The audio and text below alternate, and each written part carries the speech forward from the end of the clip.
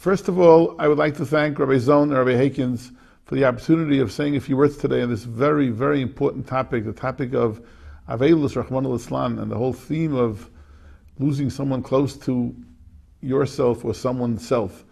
It's very important.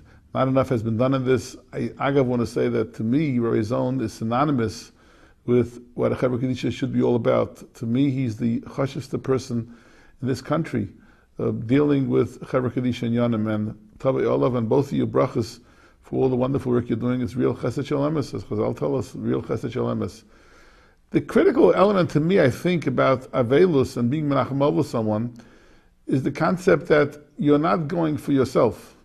You're not going because you have to make a Nichum Aveilim visit, because you have to show your face so that the Avel or Avela will know that you were there.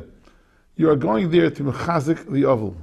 They've just gone through trauma, all kinds of trauma, some more difficult trauma, some less difficult trauma. Regardless, when someone dies in an immediate family, it is difficult. And you're going to give chizuk. And the way to give chizuk is by going down to the home at a reasonable time and not dafka hacking a chainik. On the contrary, you're going down there to hear about the person that was nifter or nifteris.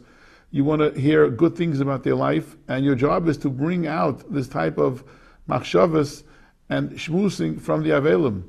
They have much to say. Even if the person was let's say, is there such a thing as a simple balabas or balabasta? Even if the person was a simpleton, if there's such a thing as a simpleton. People have great qualities, and you're going down there to hear those qualities, which will be a merdik aliyah for the neshama and a chizuk to the family. The idea is not to find out dafka what happened the last day, and how did they die, and when did they die, and how long were they living, and how long did it take. Those are narishkeiten.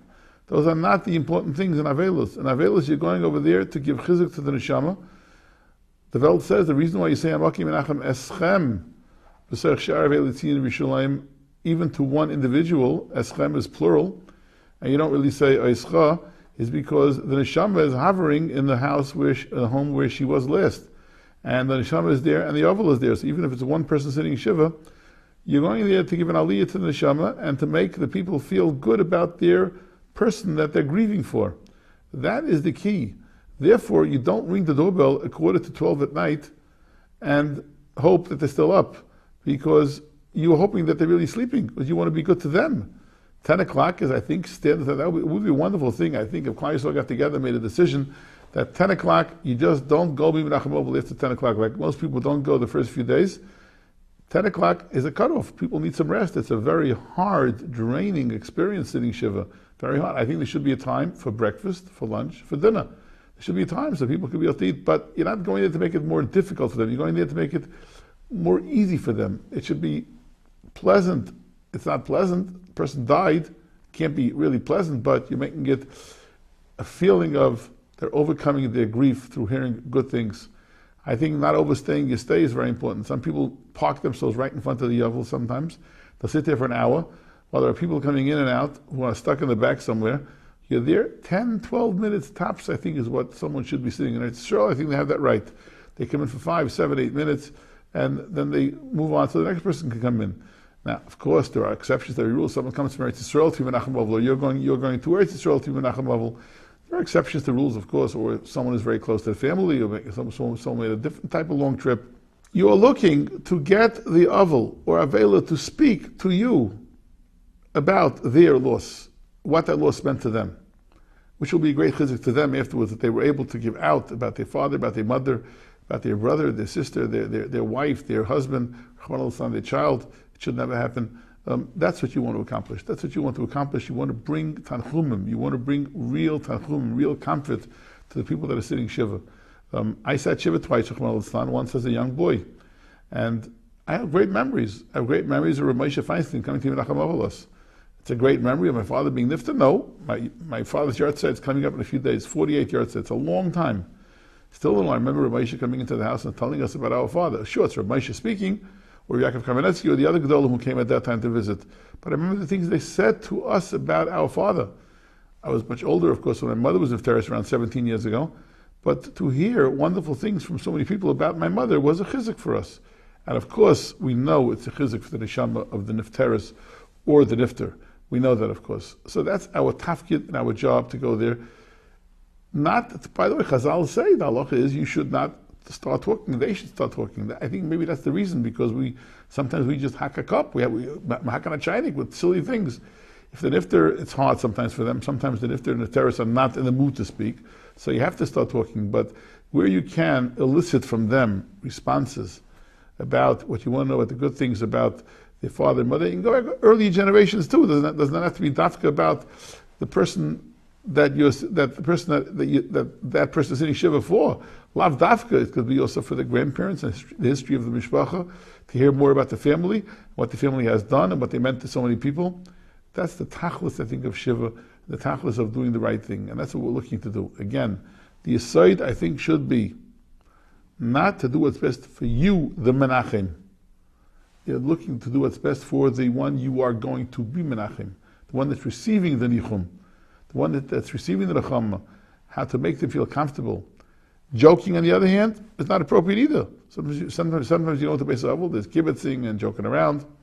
That's not what Chazal intended for Nichum Aveilim.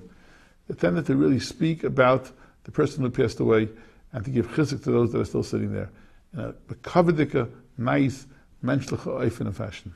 The other thing I'd like to address here tonight is what is our tachlis in the Nichum Aveilim, in the sense of what should we take out so that the Avel can walk away b'chuzuk from the whole situation and the matzav that he or she is in. I remember 48 years ago when my father was nifta, and people were looking for things to say to us to make us feel better. One of the things we heard again and again was, how lucky you are, your father didn't suffer, because he was nifta in a second. My father lay down, took a deep breath, and was nifta. Those were terrible words of Nichum, that he didn't suffer. We were all suffering. My father was nifta suddenly. I was learning in Philadelphia Yeshiva at the time, and Shmuel Kamenetsky woke me up in the morning, your father is sick, whatever, and my whole life turned over upside down. So the fact that he didn't suffer is not words that the Avel can hear or not hear. When my mother was nifteris 17 years ago, what people said again and again was, wow, you had time to say goodbye because she was sick so long. So you hear the stira, people are trying to say the right thing. My mother suffered for 4 years, insufferably. My father was nifter suddenly, it was terrible. So don't look to say smart things because you think it's smart. Chizuk you can't give them.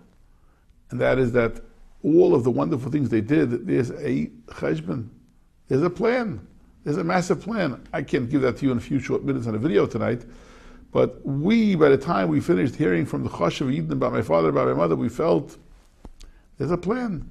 And these two are now in a murdik Choshev place in Gan Eden. Not everybody is capable or can sit down and speak about Gan Eden or Elam Haba on that level, but certainly that there's a plan. HaKadosh Baruch Hu knows what he's doing. And even though it might be hard right now to accept, Tziduk Adin is for that reason. Why do you have Tziduk Adin? When Mitzadek the Din, we say, HaKadosh Baruch Hu, you're righteous, you do the right thing. Because we know that we're struggling with it. It's very hard. There's a little child that was nifter now in Eiput about 2 months ago. Parents are struggling, I'm sure, even though they're wonderful, magnificent, fantastic people, and the Kabbalah Hadin, the Tziduk Adin was extraordinary. But it's hard. Tziduk Adin is not an easy thing. But you can get across the message that HaKadosh Baruch Hu is watching everything, and he knows what he's doing. And in the span of history, their lives will go down as lives that they helped so many people, and they did for so many people, and they built mishpachas. Doesn't matter if the person was a chashav, a gadol, the person was a more simple person, doesn't matter. Each one in his or her own right built a family, even if they did not build a family, but they accomplished in life, and upstairs that's what counts. There's cheshbonos to everything. That's a message which I don't know if everyone can give over. It's not easy. Someone who's a member of the cloth, somebody could do that easier, of course, but I think anybody can leave that message if the idea is to give chizuk, that your father, your mother, your brother, your sister, your wife, your husband, they were very special people and they made a change in my life. They did good things for me. And HaKadosh Baruch Hu knows all these things. There's a cheshbon for everything. That can have a dramatic effect, if not right away, because it's hurting. Open wound hurts, but eventually the wound starts to close and the good memories come back. I used to think my mother, Shalom, was sick at the end of her life, the last number of months on a respirator. What I worried about after she was nifteris was, I always remember the way she looked at the end with all those pipes and all those tubes. With time, I remembered my mother with a smile. With time, I remembered my mother and all the wonderful things that she did for different people, which I picked up over the week of Shiva. Of course, I had a lot of knowledge before and knowledge afterwards about it. But the idea is, I think, to realize that in the span of a lifetime, 5,774 years of life, people have come, people have left this world. But there's a cheshbon. There's a cheshbon. And you are there to give chizuk to those people who are looking and struggling to cope with the tziduk hadin. We should only see Yeshua's and Nechamas for Klal Yisrael. Again, grateful to the work that is being done by this wonderful organization. It's a difficult thing to be busy all day long with sadness and grief. And we are grateful to those that are doing it. And Kadosh Baruch Hu should bring them only bracha v'atzlacha b'chol mas yedayim.